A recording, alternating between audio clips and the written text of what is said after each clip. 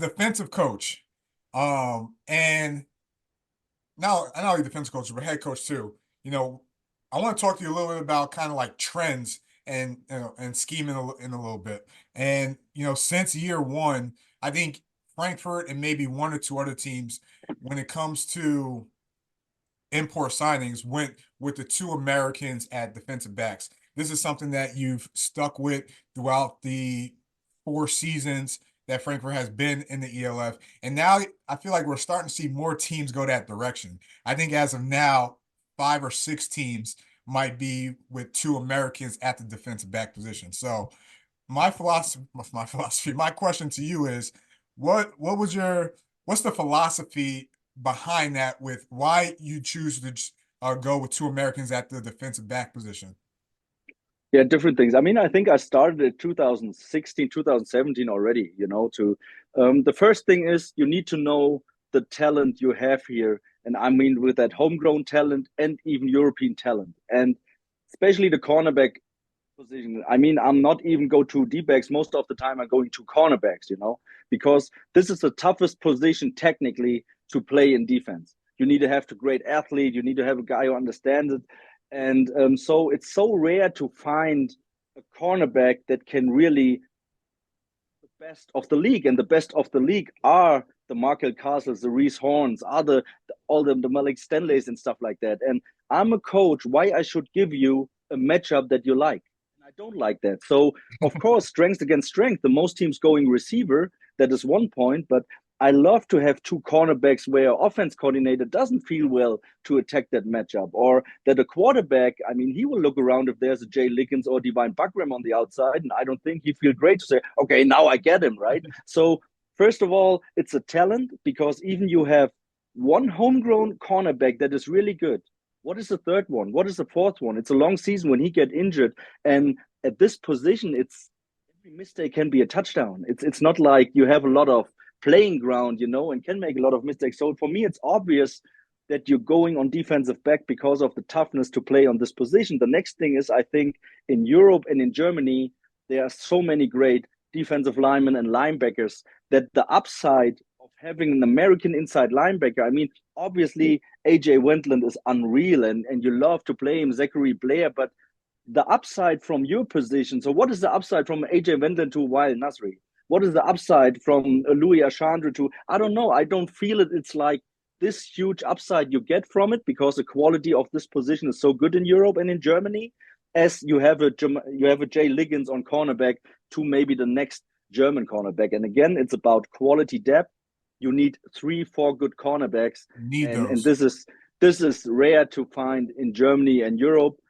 And as long as I don't see that this switches, or as long as you don't find maybe this golden boy that can do it, I will go that trend. It makes life easier for DC. Yeah, and you definitely want to sleep at night when you're game planning. But as I mentioned, and I talked about this heading into this year, but the money positions were offensively, offensive line, defense, DBs. Like if you could find quality at those positions, or even make it a numbers game and throw multiple signings at those positions, like your odds are better because those positions are hard to come by. And this is kind of what I want to transition into in terms of where the game's been going, especially from a defensive standpoint. Like you're not seeing a lot of 21, 22, personnel, Yeah. heavy backs or 12, even 13, right? You don't really have like a hardball tight end heavy offense in the ELF. So you're not really seeing those types of run heavy offenses. Maybe you'll get back to it one day, but right now it's really more of a pass heavy type of game. So my question for you is, how has game planning for today's offense differ from what it used to be coming from a defensive coordinator mind? Yeah, you can see the development in offenses, and I have to say, especially what Coach Andrew Whiting put on the plays last year with Düsseldorf was different. That was the next step in my opinion, in offense football.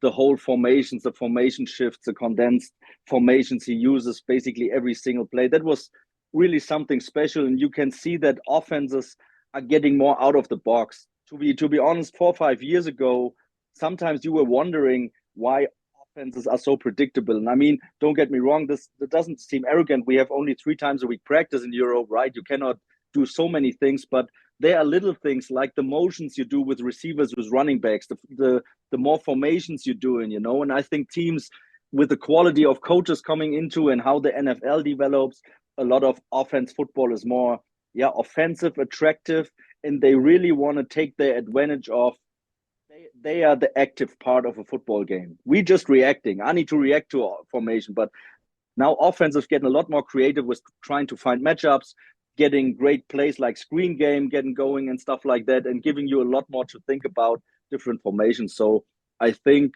I think the development from the offense side is huge and getting better each year. Let me ask you this. Are you a believer that less is more, especially in today's game with, you know, the the less we complicate it, the faster guys can play. Are you a believer in that aspect of it? Because I almost feel like that's how, especially as a former DB, that's how we have to play.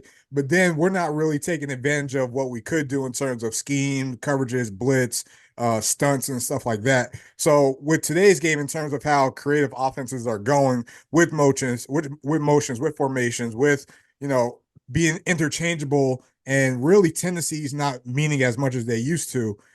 Do you really feel like at some point it's just all right, we have to line up and play? And does that help a defense? I think the biggest key to all defenses is being sound and know your alignments assignments. And that it comes all down to that. And I don't care Amen. how much you Amen. disguise, I don't care how much you think you have different stuff like of things. At the end, it's gonna be a one-on-one matchup somewhere on the field, on the D line against O line, cornerback against receiver, no matter what I'm playing, right? So the biggest key for me is always aligning assignment. Bill Belichick said, do your job. It's basically the same thing. Know your job and do it. And as a coach, you need to have that feeling. What can you put into the playbook?